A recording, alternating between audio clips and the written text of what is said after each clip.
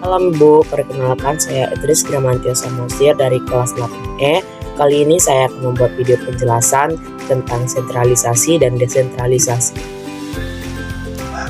Sebelum masuk ke pembahasan, kita harus tahu dulu apa sih pengertian dari sentralisasi dan desentralisasi. Sentralisasi adalah kekuasaan dan wewenang pengambilan keputusan dipusatkan di tangan manajemen puncak atau pemerintah pusat. Tujuan dari sentralisasi yang pertama, mencegah konflik kepentingan daerah atau provinsi terpecah. Yang kedua, memudahkan penerapan kebijakan umum secara seragam di seluruh wilayah. Yang ketiga atau terakhir, mempercepat proses pengambilan keputusan. Desentralisasi. Desentralisasi adalah pendelegasian tanggung jawab, wewenang dan sumber daya dari pemerintah pusat kepada pemerintah daerah atau tingkat manajemen yang lebih rendah.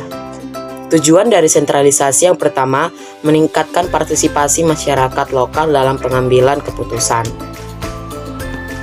Yang kedua, memungkinkan penyesuaian kebijakan yang lebih responsif terhadap kondisi dan kebutuhan lokal. Jika sudah tahu pengertian dari sentralisasi dan desentralisasi, kita akan masuk dalam kelebihan dan kekurangan masing-masing sentralisasi dan desentralisasi tersebut. Yang pertama, kelebihan dari sentralisasi yang pertama adalah lebih hemat dalam penggunaan anggaran negara. Yang kedua, peraturan di seluruh wilayah sama.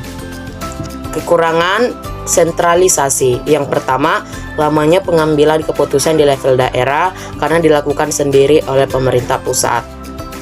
Yang kedua, berpotensi melahirkan pemerintahan yang otoriter. Kelebihan desentralisasi. Kelebihan desentralisasi yang pertama, pemerintahan yang demokratis. Yang kedua, sumber daya daerah dapat berkembang secara maksimal.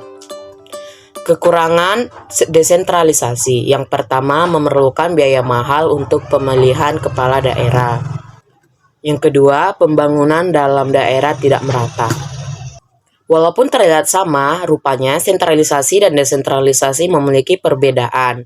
Yang pertama, perbedaan sentralisasi dan desentralisasi. Sentralisasi yaitu penyebaran kekuasaan dan wewenang. Sentralisasi memusatkan kekuasaan pada satu titik, biasanya pemerintah pusat atau manajemen puncak yang membuat keputusan untuk seluruh wilayah atau organisasi.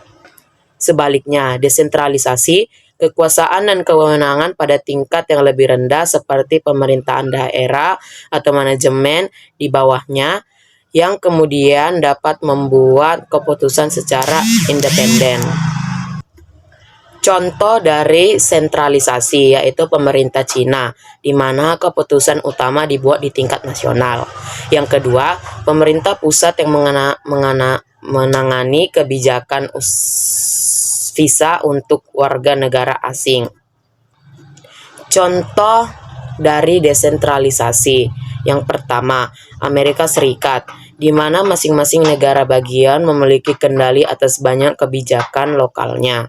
Yang kedua, sistem otonomi daerah di Indonesia yang memberikan wewenang untuk daerah untuk mengatur rumah tangganya sendiri. Sekian video penjelasan saya tentang sentralisasi dan sentralisasi. Mohon maaf jika ada salah kata. Sekali lagi, terima kasih. Tuhan Yesus memberkati. Shalom.